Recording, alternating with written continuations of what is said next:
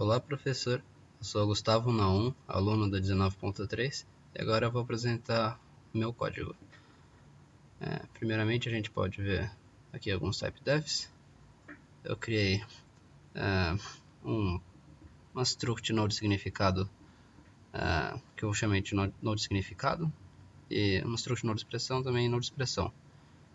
Daí, para manipular essas structs, eu usei um ponteiro para node expressão, que eu usei o nome de elemento vetor.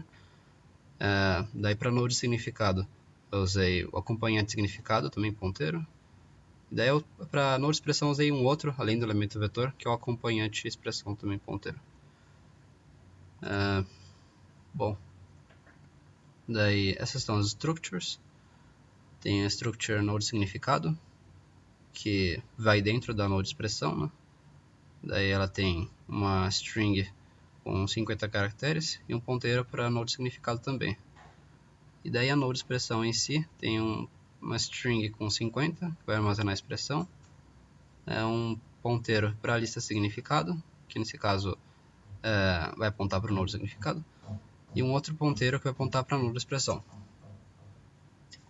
Daí aqui eu criei as funções auxiliares. Tem uma função que eu usei para zerar essas strings. Uma string expressão, uma string significado, uma string auxiliar. Essas aí todas vão ser usadas no main apenas. Daí essa aqui é a função obter ASCII. Ela vai fazer a soma em ASCII, né, dos caracteres das expressões, como está escrito aqui. E nesse caso ela vai receber essa string expressão com 50 espaços. E daí ela vai fazer a soma delas de cada caractere em ASCII. E daí vai salvar nesse inteiro ASCII e vai retornar esse ASCII módulo n, né? Daí tem a função de inserir significado, que eu usei também. Isso aí ficou maior. Tem uma outra função também, função eliminar significado. E aqui uma função eliminar expressão. Depois a gente chega na main. Daí abre esses dois arquivos, né? A entrada.txt, a saída.txt, onde ela vai escrever. Tem aquelas variáveis que eu vou usar, auxiliares. Então, essa string expressão, significado é auxiliar. Depois aqui é a alocação do meu vetor. Lembrando que ele vai ser... eu deixei um ponteiro que vai ser um ponteiro de ponteiro para node expressão, no caso. E daí a alocação dele vai ser um elemento vetor ponteiro, né? Vai alocar n espaços, onde n a gente vai receber do arquivo de entrada. E daí eu começo apontando todos esses espaços aqui desse ponteiro v. Daí cada um deles vai apontar para null, para facilitar um pouco, para manipular. E daí aqui vem o loop principal, onde eu criei um switch case para cada uma das operações que a gente teria que fazer, de 1 a 6. Lembrando, né? O caso 1 é aquele que vai abrir estrutura de dados. O caso 2 é aquele que vai consultar, por exemplo, uma expressão. O caso 3, ele vai inserir significados, né? E nesse caso, tanto o caso 3 como o caso 1 vão usar essa mesma função, né, de inserir significado. Aqui também. Daí, o caso 4 é aquele que vai eliminar um significado, caso ele esteja, né, no vetor. Daí, no caso 5, a gente elimina uma expressão como um todo, caso ela esteja também. E o caso 6 ele já vai produzir outra estrutura de dados. Bom, vamos colocar isso aqui então para funcionar, né?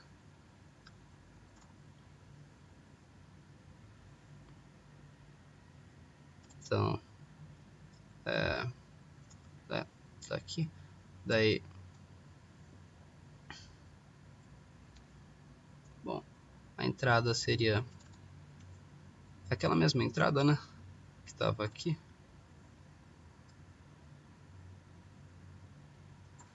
Daí, bom, Daí esse aqui também era o mesmo dicionário, né? Só que como é o mesmo arquivo, daí agora já foi produzido.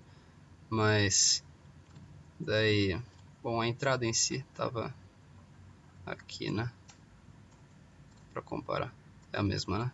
20, 9, 1, 2 bizu e assim vai. Até acabar aqui. E daí agora ele deve ter gerado uma saída, que deve ter sido exatamente igual a essa, né? Saída. Então, a gente pode comparar, que é a mesma, né? Que foi produzida. Inclusive, bom, nesse caso, aqui 20 seria o tamanho do vetor, né? 9 é a quantidade de operações a serem realizadas. Daí 1 é a função que vai carregar a estrutura de dados. Daí 2 é consultar uma expressão, e daí consulta a expressão bizu. Daí ele vai na estrutura de dados, né? Porque estava dentro lá no dicionário. E daí ele vai imprimir todos os significados que tinha. E o único significado que tinha era dica. Daí imprimiu dica aqui. Daí agora ele pediu para acrescentar a definição na expressão bizu de provas de anos anteriores.